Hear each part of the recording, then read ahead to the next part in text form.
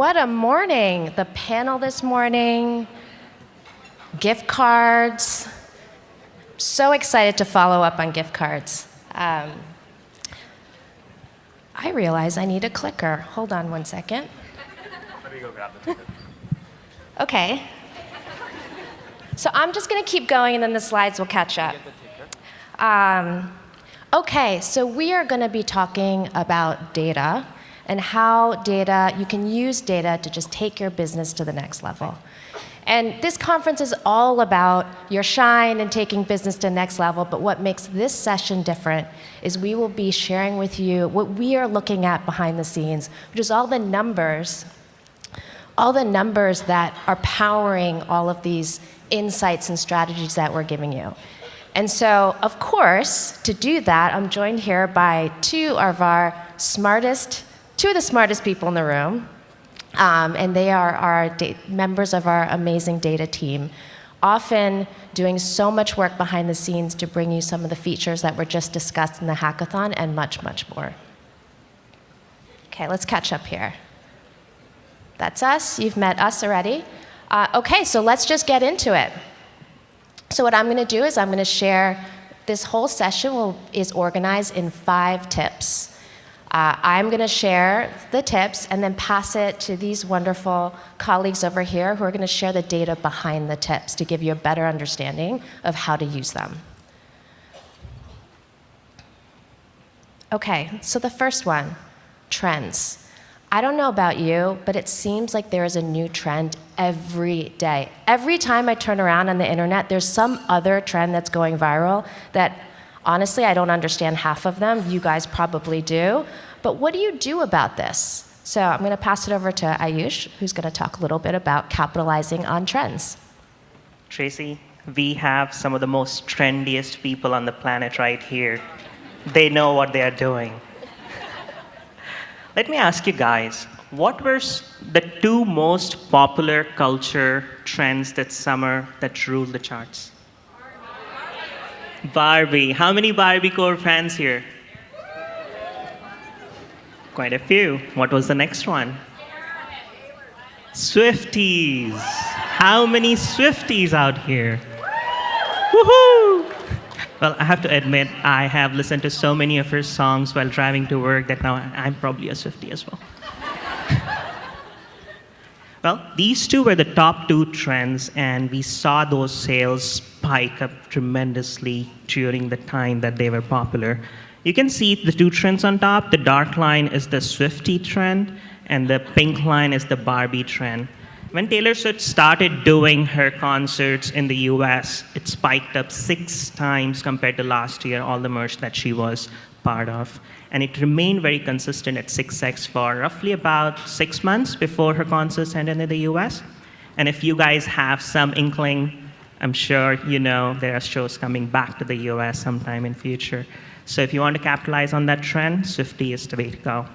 And for Barbie, you can see there's a huge spike. It went up about 9x in growth during the time when the movie released. And it was amazing to see how Poshers followed the trend, which is popular across the world, and bought and sold merchandise related to Swift as well as Barbie.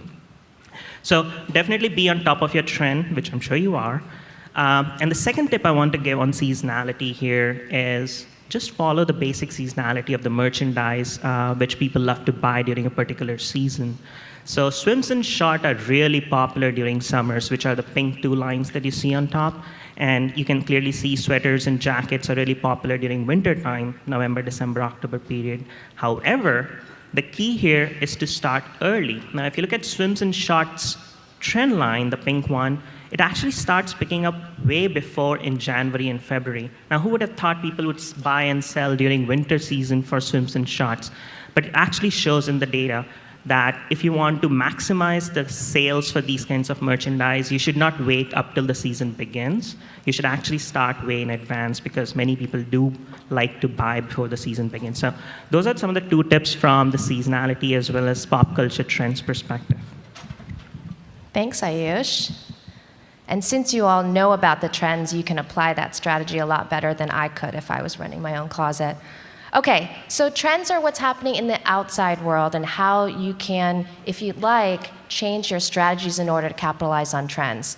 But I like to focus on things that you can control. So let's now switch gears and talk about, okay, regardless of the trends that are going on, what are some tips just to run your own closet? And so, our next tip is, it's going to be really obvious to all of you.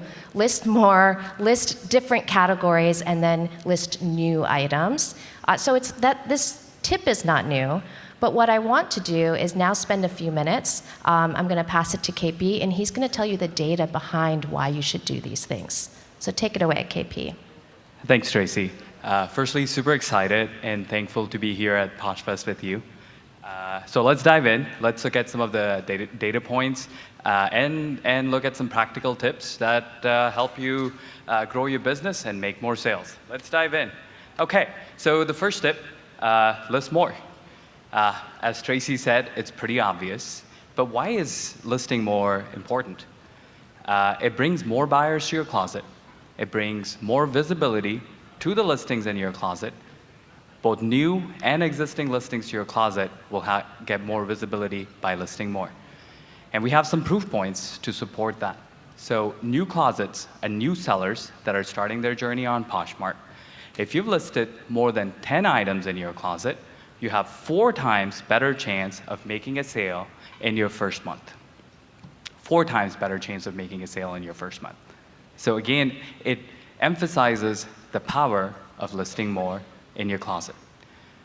The second tip is to list across categories. Again, pretty obvious, but why is that important? It attracts buyers with multiple shopping needs to your closet. For example, I'm going to use myself as an example, not being very creative here, but I was shopping for my kids, their back-to-school shopping in August, and at the same time, I was looking to get ready for PoshFest, so trying to buy my shoes and clothes on Poshmark. So I'm a shopper. I'm shopping different categories, and you have many shoppers that shop from your closet for themselves, for their family, and their friends. And what we have here is another data point to support that. Again, new sellers that are starting their journey on Poshmark that have listed items across 2 or more categories have seen a 25% or have a 25% better chance of making a sale. The third tip, again very practical, is to list fresh items. Let's talk about the data for a second here. So what we are seeing, fresh items that are new to Poshmark, so they're the first time shown on Poshmark, they have 2 times better sell-through rate than copied listings. Listings that have already been on Poshmark, but again, relisted on Poshmark. But why is that? Why do fresh listings have more sell-through rate, better liquidity than copied listings? There are several reasons, but I think first and foremost, I think fresh listings gives buyers more options to buy from your closet. There are more things to look at. They're fresh inventory. And kind of harking a little bit back to what Ayush talked about trends, these fresh items are items that you're sourcing that are in-trend items. So these items could be, again, seasonal items. These could be items that are popping up, like the pop culture trends. But again, these items are fresh. This is what your users, your shoppers are looking for. So, which again, very obvious, but we have some proof points again to say, list more, list across different categories, and list fresh items to make shopping more fun for your buyers. Okay, so let's move to our next tip.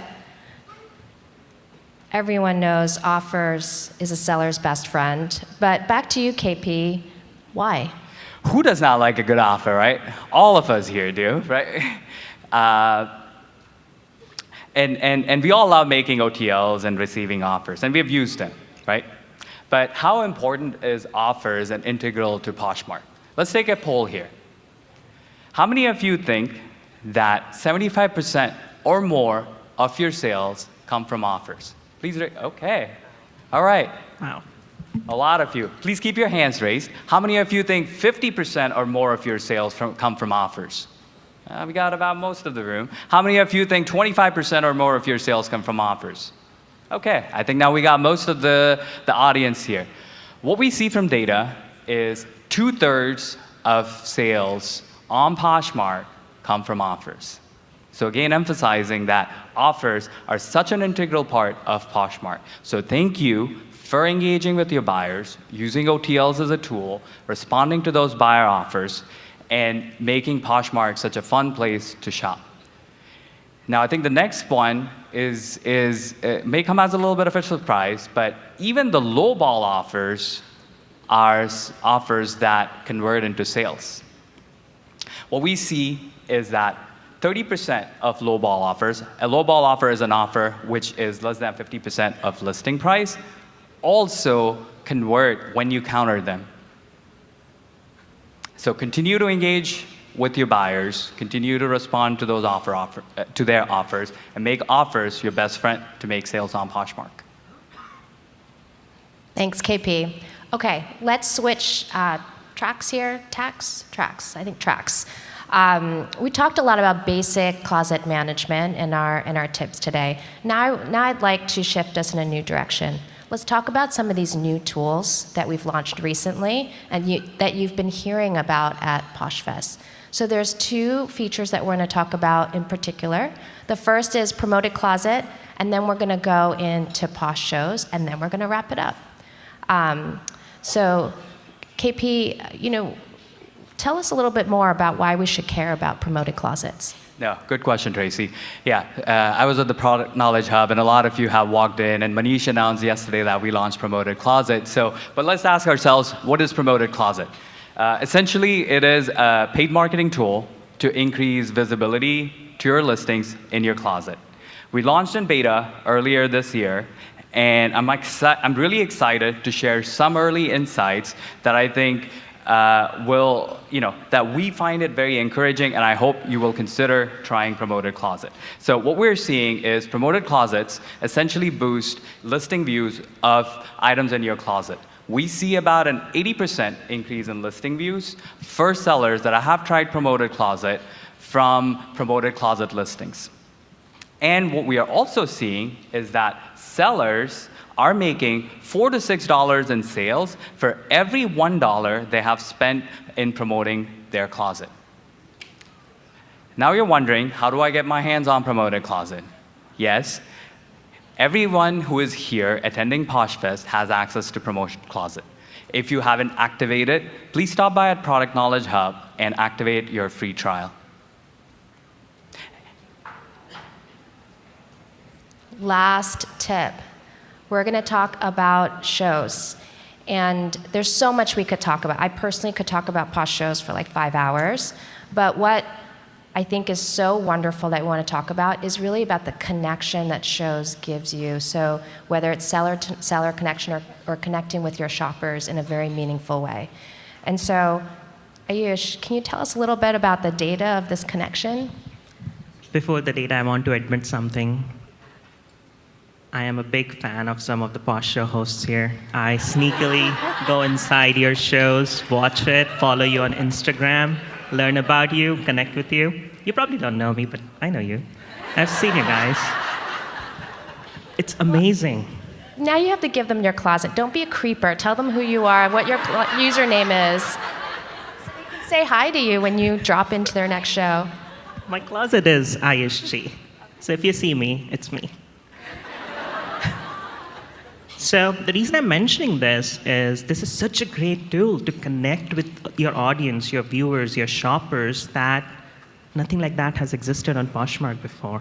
And the first step on this is if you go live, you actually get 10x more viewers and engagement from those viewers and 40x more sales from those shoppers than doing a silent show. Silent show is great. You should do it. I mean, if you wake up within 30 seconds, you can do silent shows and run it all day. But if you truly want that engagement, that connection, that sales, then live show is the way to go. So definitely try out live shows. It's amazing, and it's great for the whole community to know and grow each other. The next one is for somebody who's nervous about trying live shows or somebody who is new to live shows and wants to do it. And also for people who have been probably doing live shows for the past 1 year and would resonate with the insight, is when you start a show, for the first few minutes, it's very quiet. People are just trickling in. You're trying to hype them up, ramp them up. But it's oftentimes that when you do an auction during that period, you probably won't see as much success. And that's what the data also shows. So on the x-axis is the duration in the live show, and the y-axis is your success rate on the auctions that you're doing. So my recommendation here would be to spend the first 15 minutes welcoming the guests, introducing yourself, reintroducing yourself for some of the new ones, walking through your closet on what type of show you're going to have, what you're going to sell, etc. So that once they are settled in, and then you start the auction, your success rate spikes up tremendously. Also, if you're doing auctions, that's great. Just don't get disheartened in the first 15 minutes if things don't look as great, because it does pick up, and this data shows that.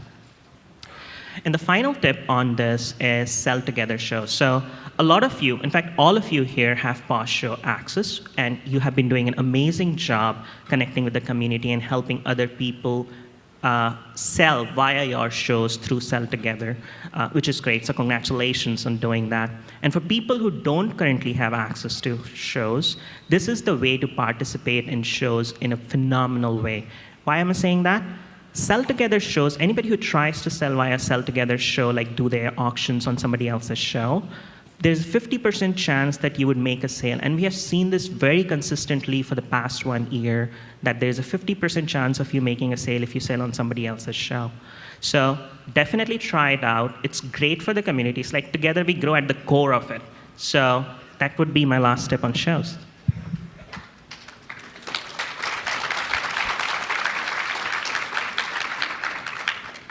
So I'm going to wrap us up here, and if you'll indulge me, I'm going to make a trip down memory lane. And I want to talk about Posh shows for just a few minutes. But not really about the feature. I want to talk about all of you and how you have embraced this new thing that we are experimenting with. And so we launched about a year ago, about a week before last year's PoshFest. And so I want to poll this room. How many of you had gone live by PoshFest last year? So congratulations to all of you. Early adopters. Keep your hands up, keep your hands up. Now I want to know, in the last year, so this is our first year with shows, raise your hand if you have gone live in the last year or you have participated in a show. Please raise your hand. Today, okay. Look at this. Last year, when we first launched shows, I can't tell you how many of you told me, this is not for me. I'm never going live. I just saw so many hands raised here, and so I want to share this is the human side. I can see your hands, but let me show you the data. And the reason I already knew the answer before I even polled you, just last month, you all have clocked, your audience has watched 75 million minutes of your shows. What are you doing in these shows? That. For context, this is like a TV show on network TV. That's what you all are doing.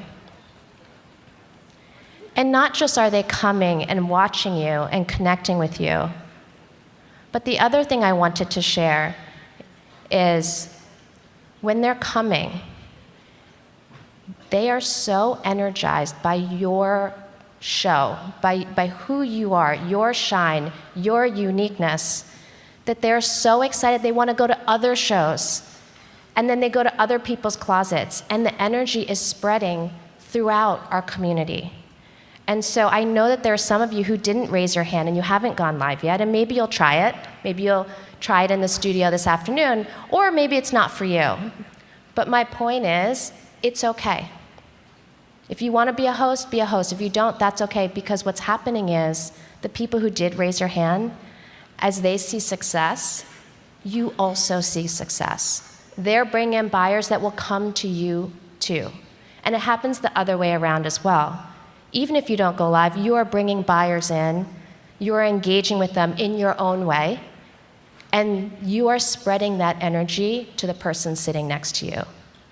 So what I want to say with shows is fantastic for those of you who are trying it. If you don't, please do try it. It's very fun. But mostly, this is an example of what we can achieve when we come together as a community. And so going back to the core values that we want to ask you to embrace as part of the Poshmark community, it's together we grow. And so I said there are only 5 tips, but I'm slipping one more in here. Just try it. Try things. Try things even if you think it's not for you, because like I said, you all said you would never go live, and most of you raised your hand in just 1 year. So try it on for size, see if it works for you, see if it helps you feel unique, and then come back and tell us how you did. Thank you. Thank you.